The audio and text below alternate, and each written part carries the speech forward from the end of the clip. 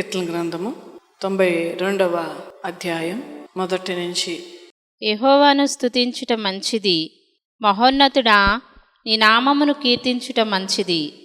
ఉదయమున నీ కృపను, ప్రతి రాత్రి నీ విశ్వాస్యతను 10 తంతుల స్వరమండలముతోనూ గంభీర ధ్వనిగల సితారతోనూ ప్రచురించుట మంచిది. ప్రార్థన చేసుకుందాం. తండ్రి అయిన దేవా, పరిశుద్ధుడా, నీకు స్తోత్రాలు.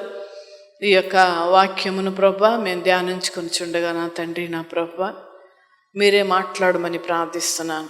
ఏ పరిస్థితులలో అయినా మేము స్తుతించుట మాకు నేర్పించమని ప్రార్థిస్తున్నాను ప్రభా. వాక్యం వినుచున్న ప్రతి బిడ్డ, నాకును బిడ్డలందరికీ కూడా నాయన ఈ వాక్యము ద్వారా తండ్రి మీరే సంధించి మాట్లాడి మమ్మలను ప్రభా సరిచేసి బాగు చేయమని యేసయ్య నామమున అడుగుచున్నాను తండ్రి. Amen, amen. ఇక్కడ మరి రాయబడినటువంటి గీతం విశ్రాంతి దినమున తగిన కీర్తన అని రాయబడి ఉన్నది పైన. అయితే చూడండి, చాలామంది ఆరాధనకు వెళుతున్నాము అని అంటే ఎందుకోసం వెళ్తున్నాము అనేటువంటి ఒక ఆలోచన లేకుండా చాలామంది ఆరాధనకు వెళ్తూ ఉంటారు.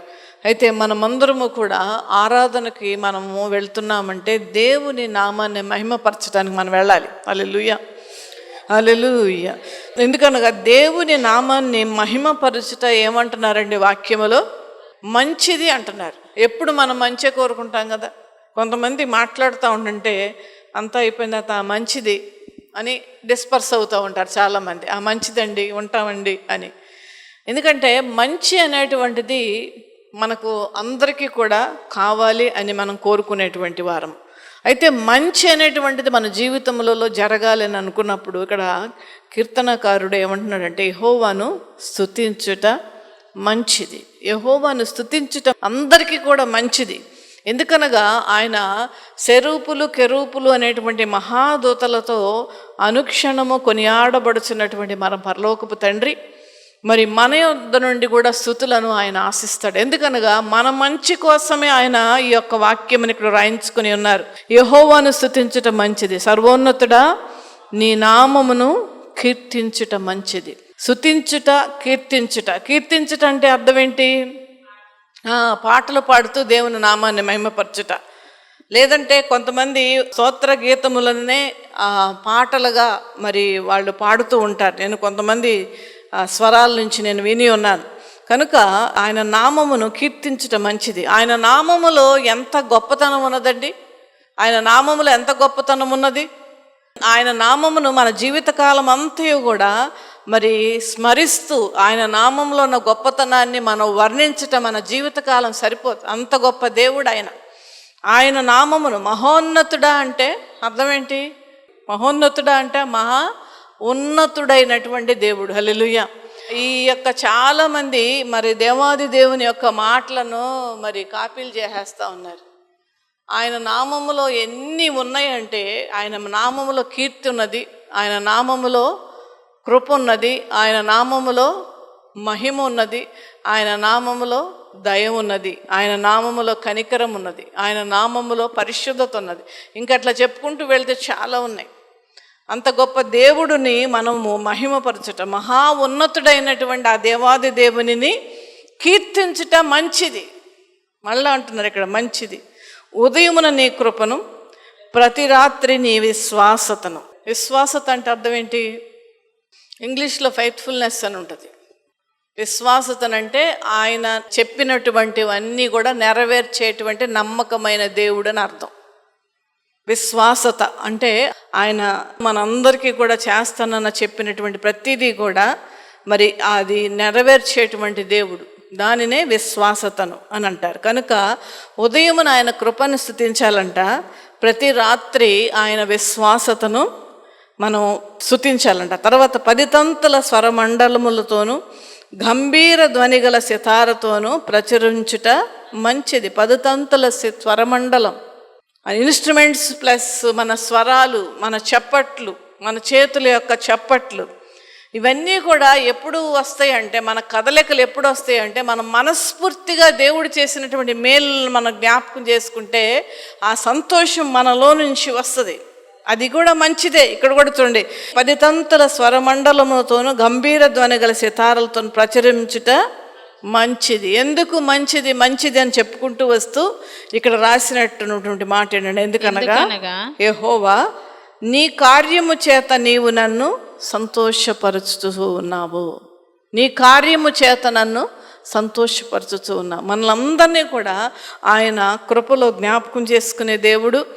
మన హృదయంలో ఉన్నటువంటి అవసరతలు ఆయన ఎరిగి అదే రీతిగా మరి వారి యొక్క మనోవాంఛను తీర్చేటువంటి దేవుడు ఆయన. హల్లెలూయా, హల్లెలూయా. మనసులో ఉన్నది ఏదో ఉందో అది మనకు తీర్చగలిగినటువంటి దేవుడు ఆయన. మనోవాంఛలను తీర్చే దేవుడు ఆయన. హల్లెలూయా, హల్లెలూయా. అయితే హృదయంలో ఎవరు తొంగి చూస్తూ ఉన్నారు? దేవుడు చూస్తున్నాడు మన హృదయంలో ఏమున్నదో అని. ఆశగల ప్రాణాన్ని తృప్తిపరిచేటువంటి దేవుడు ఆయన. ఆశపడతాం మనం, ఖచ్చితంగా ఆశపడాలి. ఈ భూలోక సంబంధమైనటువంటి అవసరతలేంటి, మనము పరలోకమునకు వెళ్ళడానికి మార్గ విషయంలో కానీ, మరి దేవుని సహాయం విషయంలో కానీ, అన్నిట్లోనూ కూడా దేవుడి మీద మనం ఆధారపడుతూ ఉన్నప్పుడు ఖచ్చితంగా మన యొక్క కోరికలను దేవుడు సిద్ధింపచేసి మనోవాంఛను అంతటినీ కూడా ఆయన తీర్చేటువంటి దేవుడు ఆయన. హల్లెలూయా, హల్లెలూయా. నీ చేతి పనులను బట్టి నేను ఉత్సాహించుచూ ఉన్నాను.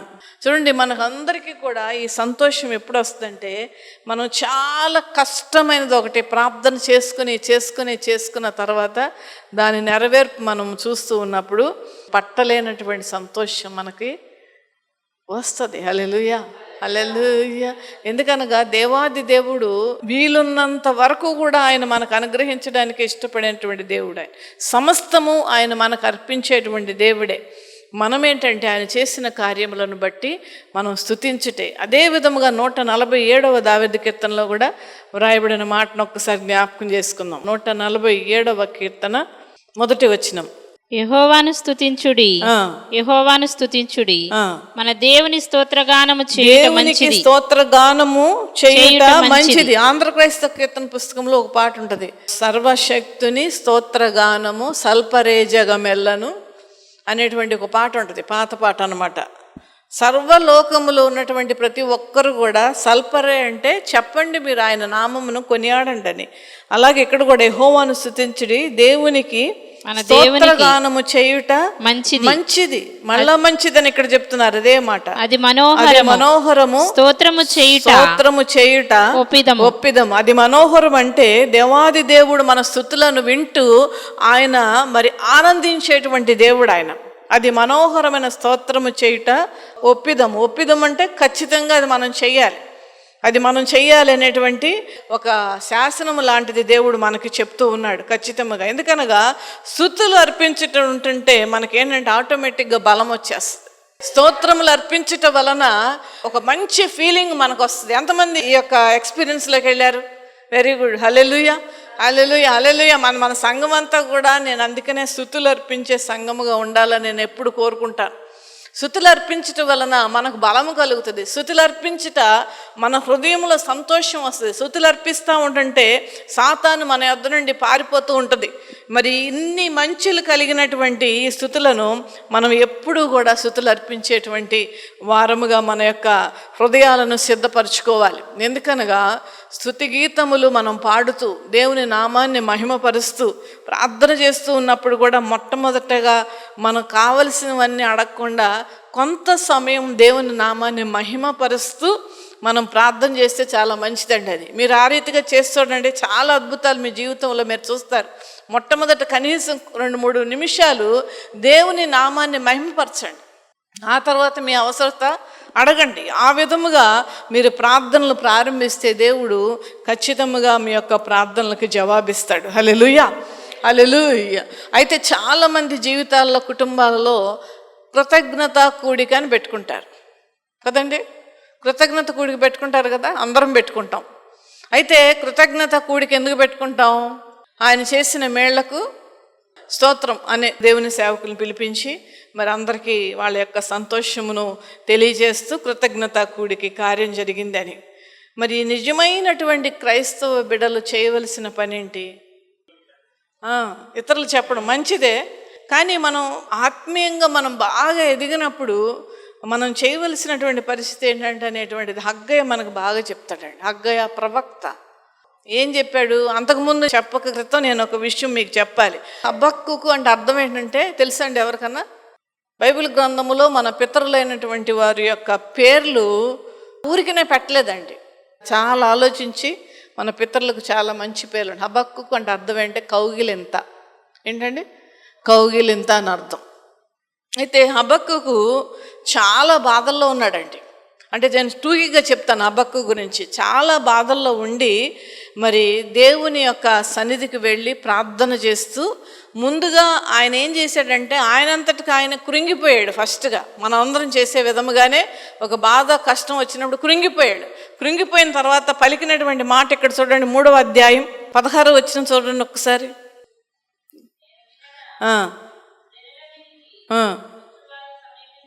సమీపించు వరకు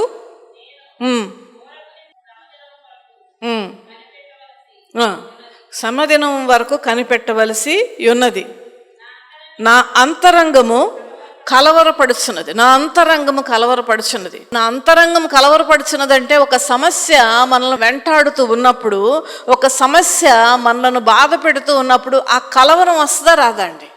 మనకు వస్తుంది అట్లా కలవరం. ఏదో ఒక బాధ, మన బిడ్డలకు ఏదో బాధ కలిగినప్పుడు, మనం అనుకున్నది జరగనప్పుడు, మనకు ఒక అవమానం మనం ఎదుర్కొన్నప్పుడు హృదయం కలవరపడుతూ ఉంటుంది.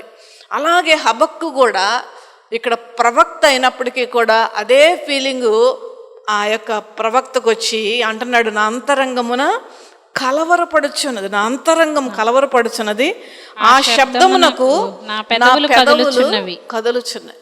మన హార్ట్ బీట్ మనమే వింటుంటాం. ఒకసారి ఎంతమంది అనుభవంలోకి వెళ్ళారు? ఇది మన గుండె చప్పుడు మనమే వింటూ ఉంటాం. నాకు చాలాసార్లు అట్లా వస్తూ ఉంటుంది. ఆ శబ్దమునకట నా పెదవులు కదులుచున్నవి, నా ఎముకలు కుళ్ళిపోవచ్చున్నవి, నా కాళ్ళు వణుకుచున్నవి. హల్లెలూయా.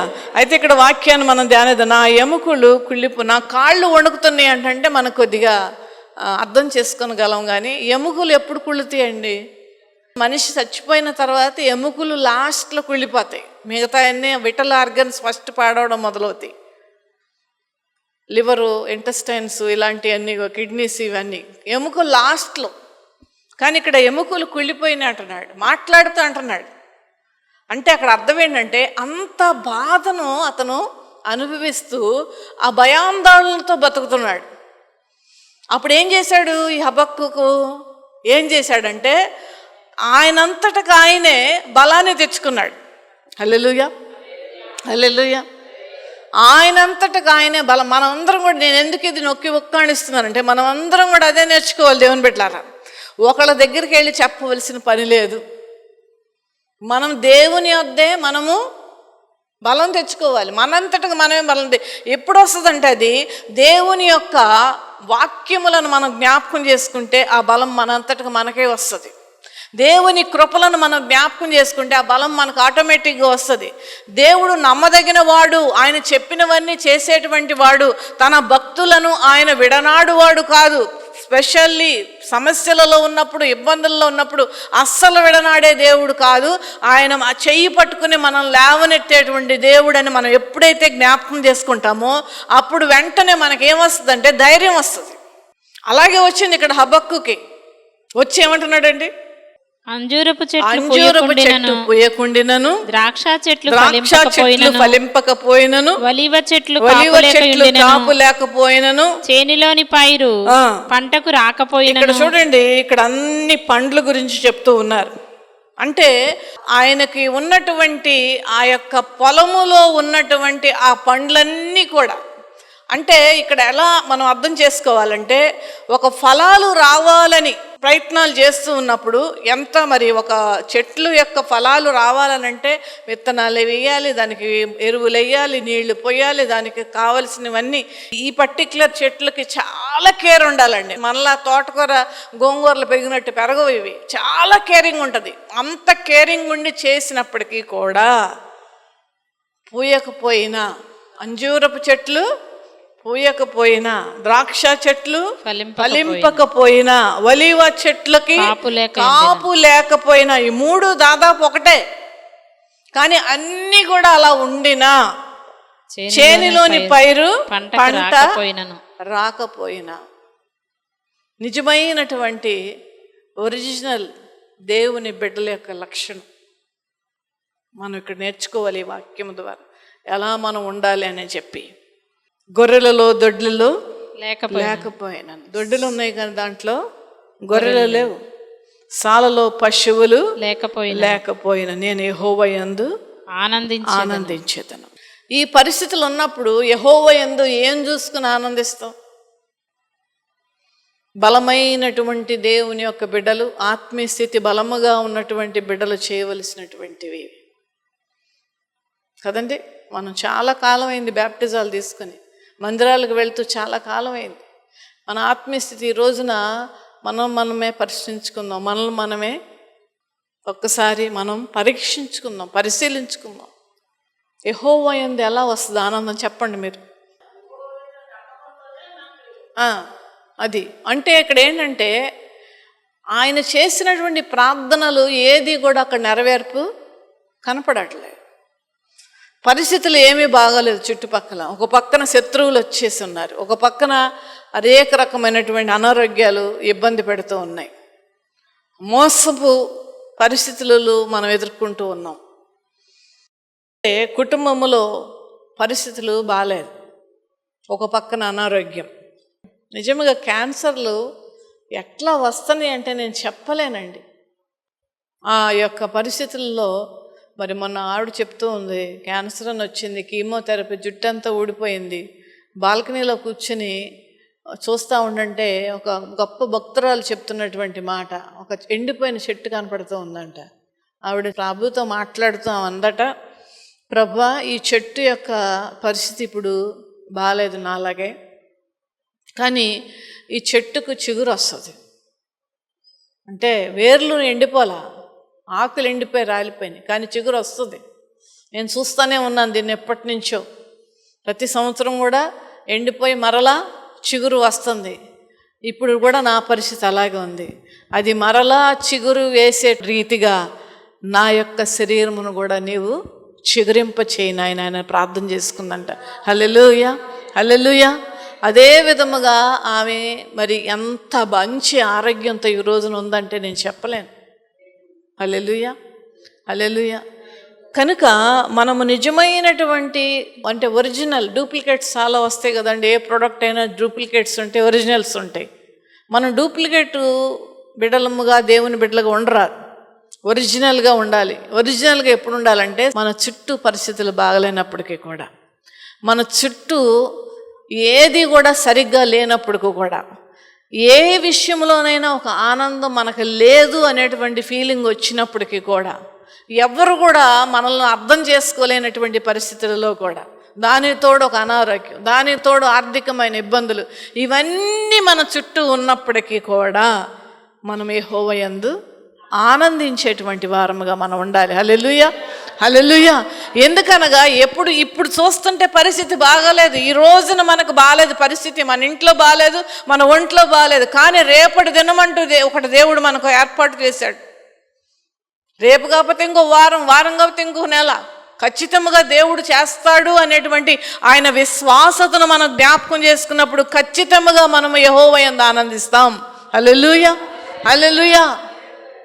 ఆటంకాలు వస్తూ ఉంటాయండి, చాలా వస్తాయి. ఏదైనా ఒక ఆశీర్వాదము దేవుడు ఇస్తే ఆ ఆశీర్వాదాన్ని తీసేయడానికే సాతానుడు ప్రయత్నం చేస్తూ ఉంటాడు. ఒక్కొక్కసారి తీసేస్తాడు కూడా. పరిస్థితులు ఎక్కడ కూడా మనకు ఒక భయాందోళనతో ఉంటాయి, ఎంత అవమానం పీక్లోకి వెళ్ళిపోతుంది. అప్పుడు ఏంటి, దీన్ని ఒకవేళ నేను అనుకున్నట్లుగా కానీ జరిగితే కనుక నా పరిస్థితి ఏంటి అనేటువంటి ఆలోచన కూడా వస్తుంది. అయితే ఎప్పుడైతే దాని వైపు నుండి తిప్పి దేవుని యొక్క విశ్వాసతను, ఆయన శక్తిగల కార్యములు, ఆయన మహత్కార్యములు, ఆయన ప్రేమను, ఆయన మహిమగల కార్యములు మనం జ్ఞాపకం చేసుకున్నప్పుడు వెంటనే ఏమొస్తుందంటే ఆనందం వస్తుంది. హల్లెలూయా. అందుకని ఇందాక పాట పాడుకున్నాం కదండి, ఉన్నా లేకున్నా నా స్థితిగతులే మారినా. పాట పాడుకుంటాం కానివ్వండి, నిజంగా దానిలో ఉన్న అర్థాలు మనం తీసుకోం. నిన్ను స్తుతించిన చాలు నా బ్రతుకు దినములో, నిన్ను పొగడిన చాలు నా గుండె గుడిలో. నిన్ను స్తుతించిన చాలు నా బ్రతుకు దినములో, నిన్ను పొగడిన చాలు నా గుండె గుడిలో. ఉన్నా లేకున్నా నా స్థితిగతులే మారినా, ఉన్నా లేకున్నా నా స్థితిగతులే మారిన, నీ సన్నిధిలో నీ సన్నిధిలో ఆనందించే భాగ్యమున్న చాలు.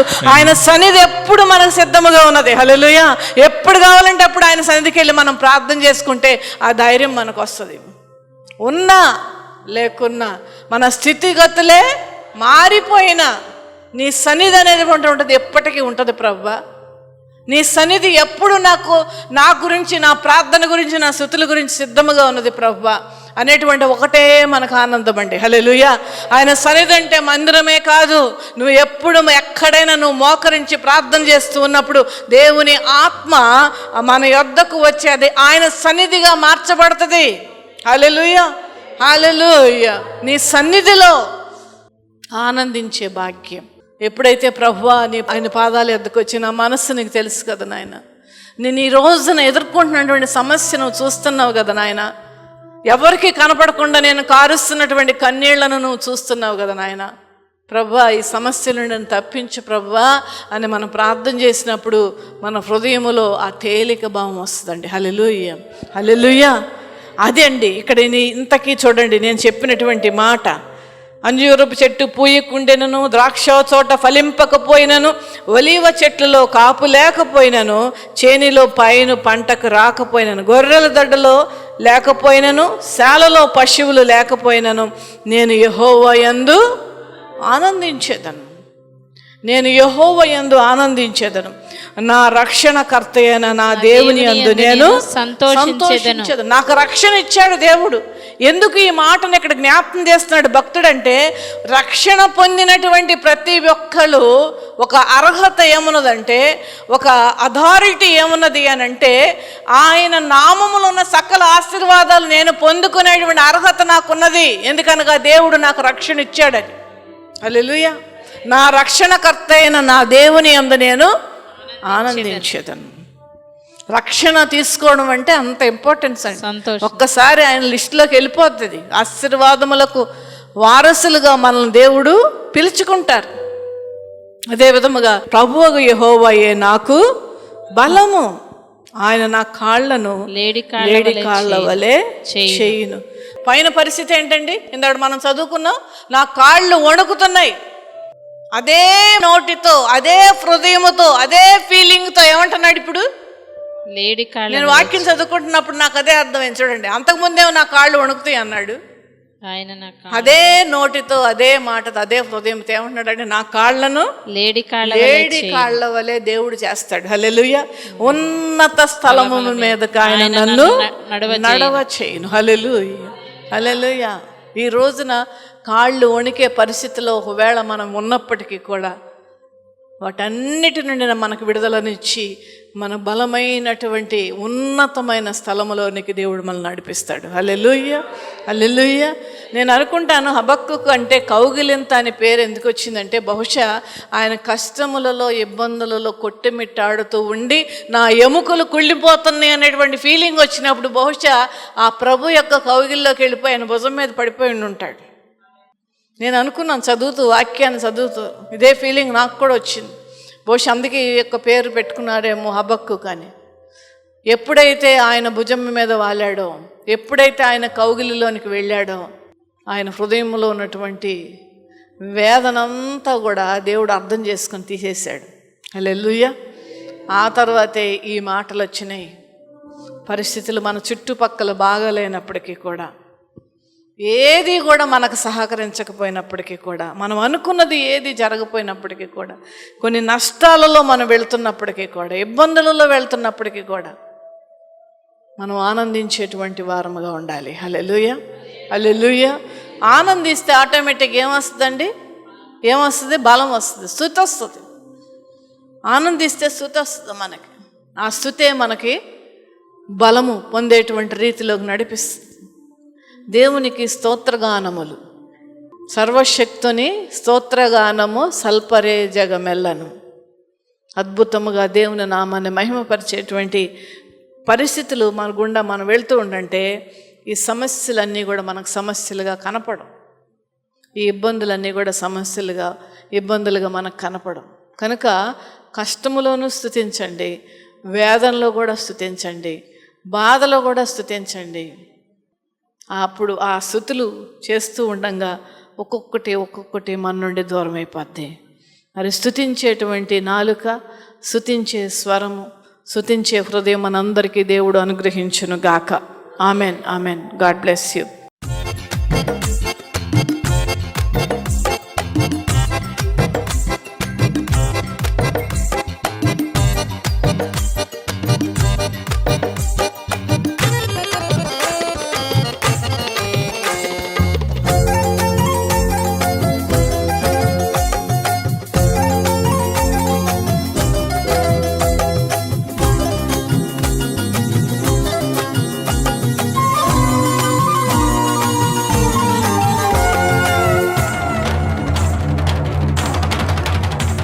నిన్ను స్తుతించిన చాలు నా బ్రతుకు దినములో, నిన్ను పొగడిన చాలు నా గుండె గుడిలో.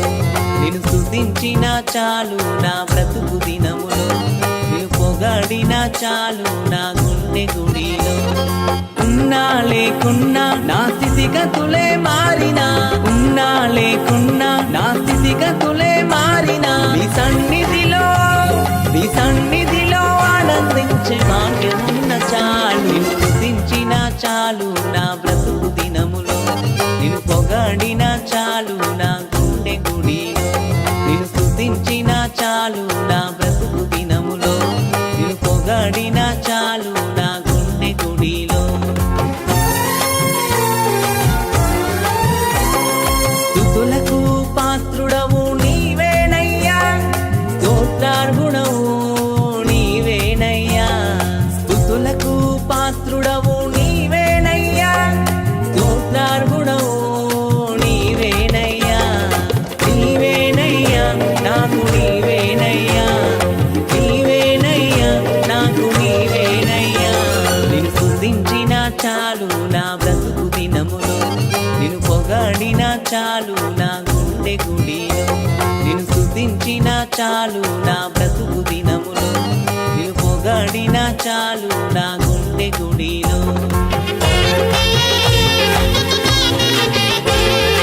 ఆరాధ్య దైవము నీవేనయ్యా, ఆశ్చర్యకరుడవు నీవేనయ్యా. ఆరాధ్య దైవము నీవేనయ్యా, ఆశ్చర్యకరుడవు నీవేనయ్యా. నీవేనయ్యా నాకు నీవేనయ్యా, నీవేనయ్యా నాకు నీవేనయ్యా. నిన్ను స్తుతించిన చాలు నా బ్రతుకు దినములో, నిన్ను పొగడిన చాలు నా గుండె గుడిలో. నిన్ను స్తుతించిన చాలు నా బ్రతుకు దినములో, నిన్ను పొగడిన చాలు నా గుండె గుడిలో.